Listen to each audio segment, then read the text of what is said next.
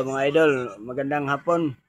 O, tingnan nyo itong mukha ko mga idol. O. Galing ako sa bukid. Nag-ground wedding ako sa mga limonsito.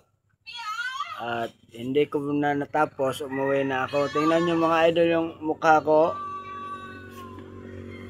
Nakagat ako. Nakagat ito mga idol. Nakagat ito ng yung putyukan. O, ano bang Tagalog sa putyukan, gang? B. Mga lapinig ba sa Bisaya? Nakagat ako. Tingnan niyo mukha ko mga idolo, namamaga. Ang mukha ko sobrang kapal na.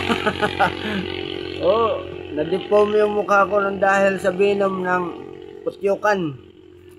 O, tingnan niyo mga idolo.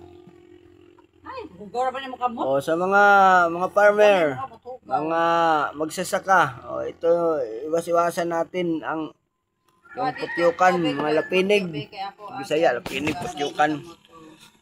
Kasi pagka makagat tayo, sigurado mamamaga yung mukha natin. O. Ito, nakagat ako dito lang banda.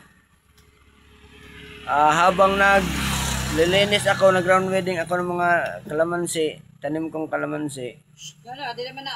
Hindi bigla lang dumabo yung putyukan dito, kinagat ako. Kaya ito yung nangyari sa mukha ko.